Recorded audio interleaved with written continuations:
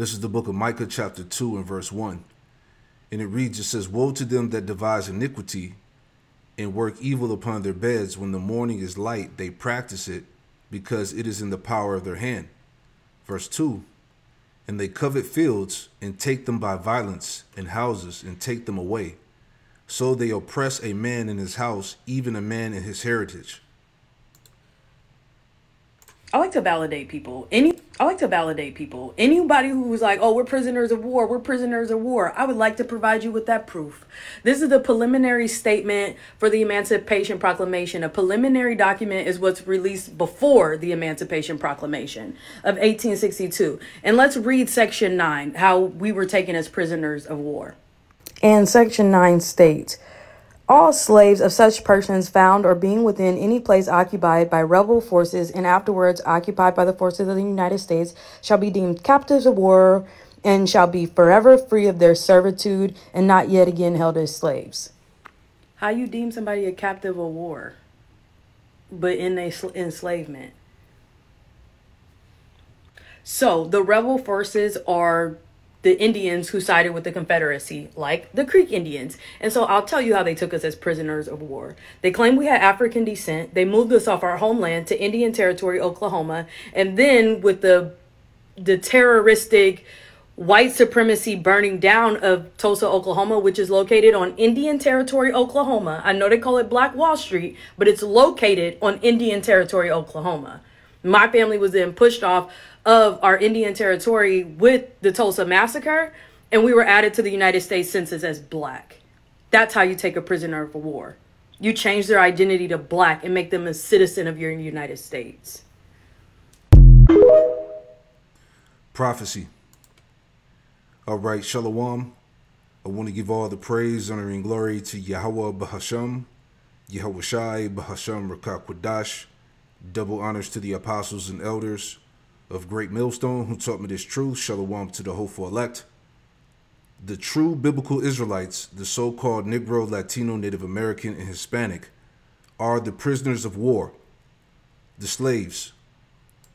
This is the book of Nahum chapter 3 and verse 1. It says, "Woe to the bloody city."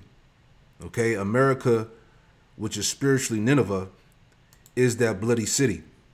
And how was America established? Off the rape, robbery, and murder of the tribes. Okay, this is how this land was established. Okay, through the genocide and enslavement of the so-called Negro, Latino, Native American, and Hispanic. Nahum 3 and 1, "Woe to the bloody city, it is full of lies and robbery. The prey departeth not." Okay, and who's the prey? The Israelites, the captives. Unto this very day, we're still in slavery right here in America, right?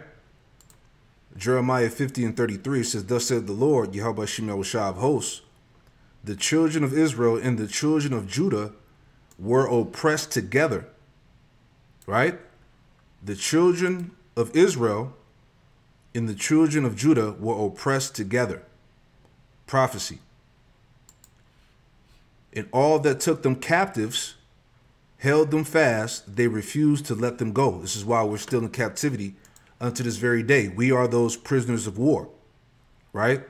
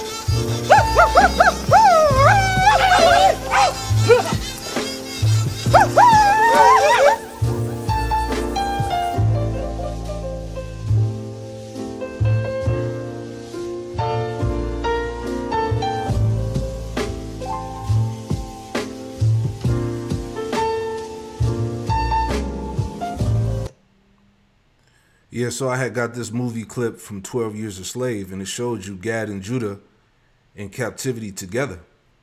All right? Showing you this prophecy being fulfilled. This is Isaiah 51 in verse 12. It says, I, even I, am he that comforteth you. Who art thou that thou shouldest be afraid of a man that shall die, and the Son of Man which should be made as grass? And forgettest the Lord Yahweh Shem Yahushua thy Maker, that have stretched forth the heavens, and laid the foundations of the earth, and has feared continually every day because of the fury of the oppressor, as if he were ready to destroy. And where is the fury of the oppressor? Verse 14. The captive exile hasteneth that he may be loose. All right. We will represent the captive. Okay. The prisoners of war, the slaves. The captive exile hasten that he may be loosed, and that he should not die in the pit. All right. America is that pit. Okay. The prison house. Okay. And that he should not die in the pit, nor that his bread shall fail. All right. So I was just pulling this up on the chat. Isaiah 51 and 14. Right. It's pretty heavy. Isaiah 51 and 14. It says, the Hebrew sends the phrase, the captive exile hasteneth. The idea, one who bends under a load, a bold, stooped, burdened prisoner. Someone eager to be released. See? And what are we waiting on? We're waiting on Yahweh Shem Yahushua to deliver us from captivity. Rushing toward freedom because deliverance has already been decreed, right? It does not mean a foreign convert. It means an Israelite in bondage whose release is guaranteed by Yahweh Shem Yahushua, and that's prophecy. Okay? We are the captives, that we are the captive exile that hasten to be loosed, to be freed, right? Immediate context, Isaiah 51. Isaiah 51 is Yahweh's speech to Abraham's seed, Zion, Jerusalem, right? That people have been forced to drink the cup of trembling, Isaiah 51 and 17. Exactly. We've drank the cup of hardcore bondage, slavery, oppression. Okay? It says, a nation suffering under oppressors. The entire chapter is about Israel in captivity and their assured redemption. See? Let's see if there's any more here. Verse meaning the captive exile hastened that he may be loosed. The Israelite captives, exiles are depicted as hastening toward their deliverance, because Yahweh Shem Yahushua has already decreed their release in Isaiah 51, 4 through 6 and 11. This isn't the captives freeing themselves. It is saying the promise of redemption is already set in motion. Man. So they rush towards it because Yahweh Shem Yahushua has spoken, and that he should not die in the pit. Pit equal prison, dungeon, cistern. Like Jeremiah 38 and 6. In exile, the pit is imagery for foreign domination. Check that out. Oppressive captivity, bondage with no hope. Yahweh Shem Yahushua tells Israel, you won't die in captivity. Your release is certain. Whew, man. Nor his bread shall fail. Bread failing equals starvation, deprivation under foreign oppression. Yahweh Shem Yahushua promises you will not starve. You will not be cut off. Your survival is guaranteed unto deliverance. This matches other texts where Yahweh Shem Yahushua keeps Israel alive in exile to fulfill the covenant. Jeremiah 30, 10 through 11. And Exodus 20, 33 through 34. Bigger theme, Isaiah 51 and 14 is part of a larger prophetic pattern. Israel in captivity, preserved, redeemed, restored. All right, and the scriptures that tie along with it. The point, it says Israel's captivity is temporary. Their deliverance is guaranteed. Oppressors fall. Man, right? This is Isaiah 61 and verse 1. All right, exaltation of the afflicted. Isaiah 61 and 1, it says, the Spirit of the Lord, power, Yahweh Shem Yahushua, is upon me, because the Lord Yahweh Shem Yahushua have anointed me to preach good tidings unto the meek. He have set me to bind up the brokenhearted, to proclaim liberty to the captives. Okay, so this message that's going out, This word is proclaiming liberty, freedom to the captives. Again, who are the captives? The tribes. All right, the Israelites, the so-called Negro, Latino, Native Americans, and Hispanics, and wherever the seed of Jacob is spread across the world. Okay, we are the captives. It says, Isaiah 61 and 1 again, the Spirit of the Lord, power, Yahweh Shemel Shai, is upon me, because the Lord, Yahweh Shemel Shai, have anointed me to preach good tidings unto the meek. He have sent me to bind up the brokenhearted, to proclaim liberty to the captives, and to the opening of the prison to them that are bound. See that? So the message is what? That we're about to be soon released from our captivity, from slavery, man. The Lord is coming to deliver us. Okay? That's part of the message, right? Verse 2, to proclaim the acceptable year of the Lord, Yahweh Shemel Shai, in the day of vengeance of our power. All right? Because the Lord is coming to avenge his people. To comfort all that mourn. See that? So this word is the comfort, man. It's the hope. All right? That we have a solution to our problems, that the Lord is coming to deliver us out of captivity, out of prison, man. Again, that's the comfort. Isaiah 40 and 1 and 2? All right? Because I'm just adding on to this video that I saw earlier, right? That she was going into, us being the prisoners of war. She was talking about the Gadites, right? This chick named Miss Nebraska. All right, but she doesn't know that we are the biblical Israelites. So what she was saying was all prophecy. Okay? Straight out the scriptures. Right? Let's go back. Isaiah 40. All right, the comfort. Isaiah 40 and 1. Comfort ye, my people, saith your power, Yahweh Shemel Shai. Speak ye comfortably to Jerusalem, and cry unto her that her warfare is accomplished, that her iniquity is pardoned, for she have received of the Lord Yahweh Shemel Shai's hand double for all her sins. So the part of the message that's being declared to our people, we're in a time now where our warfare is accomplished, meaning our captivity. Okay, the Lord is going to redeem us from this captivity. He's going to redeem us from these curses when he returns. This is the time. Her iniquity is pardoned, for she have received the Lord's hand double for all her sins. So the Lord, he brought us through hell and back, right? But at the end, those that are found faithful, the hopeful elect, okay, we're going to be delivered from this from this nightmare, man. Soon to come. Right? Our salvation is nearer than we believe. Okay? Isaiah 42 in verse 22, it says, but this is a people robbed and spoiled. What people? The Israelites. Okay? But this is a people robbed, right? This is a people robbed and spoiled. Okay? The curses, the hail, the genocide, the slavery, okay, the theft of lands, okay? Surely this is a people robbed and spoiled, right? Isaiah 42 and 22, but this is a people robbed and spoiled.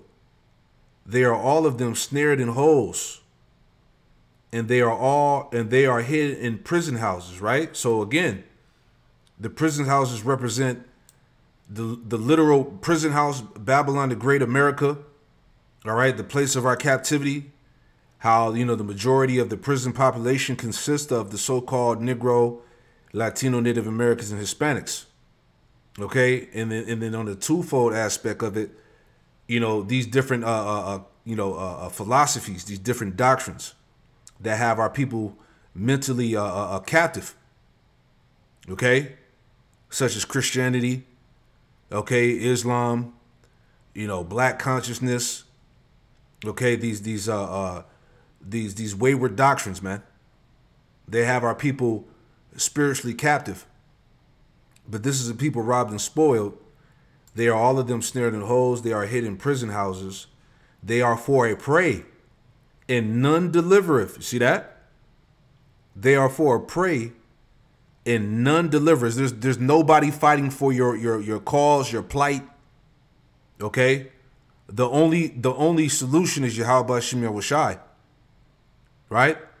They are for a prey, and none delivereth, for a spoil, and none saith restore. See that? So no matter what Jake tries to do, okay, his efforts are not going to deliver him, from captivity. The only way out is Yahweh Shem Yahushai, period. No voting, no marching, no signing a petition to the Supreme Court. None of that bullshit, right? No reparations. Isaiah 52. Thinking about that, Isaiah 52 in verse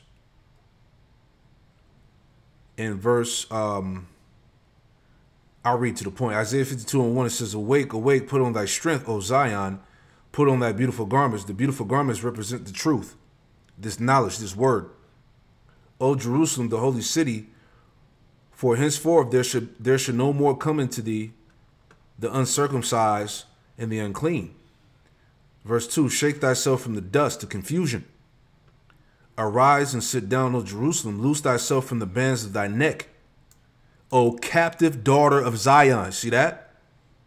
And those bands that have our people by the neck, again, is going into those false doctrines, those worldly philosophies that have our people spiritually bound.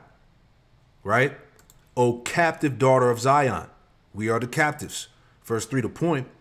"For thus saith the Lord, Yahweh Shem Yahushai, you have sold yourselves for naught, and ye shall be redeemed without money." All right, so that shows you there ain't gonna be no reparations. There's not gonna be no payout. Okay, the only redemption is gonna come through the Lord. Okay, He's our way out of captivity. Okay, back in Isaiah 42 and 23, "Who among you will give ear to this? Who will hearken and hear for the time to come?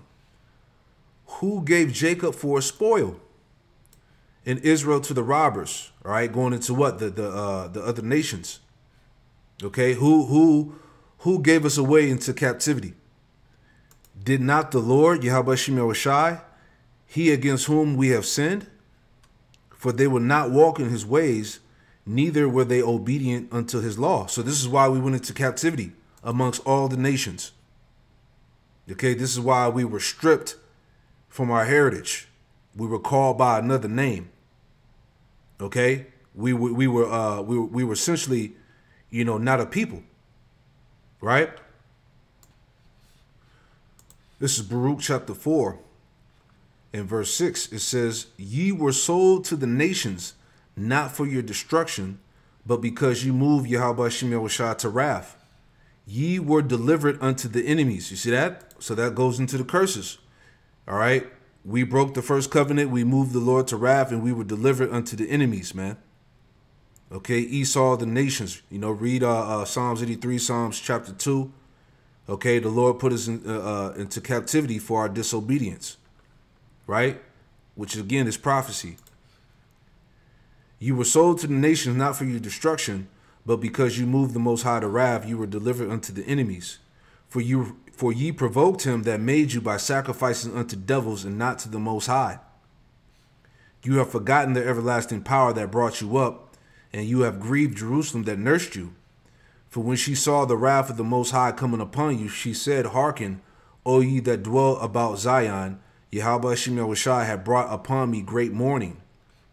For I saw the captivity of my sons and daughters, which the everlasting brought upon them." So again, just adding on to what we just read in Isaiah 42, this was all the working of the Lord. All right. For I saw the captivity of my sons and daughters, which the everlasting brought upon them. This is all the doing of the Lord. This is why we went into captivity, man. All right. Again, the prisoners of war. Isaiah 42 and 24 again. "Who gave Jacob for a spoil and Israel to the robbers? Did not the Lord Yahweh Shem Yahushai, He against whom he against whom we have sinned, for they would not walk in his ways, neither were they obedient unto his law. See?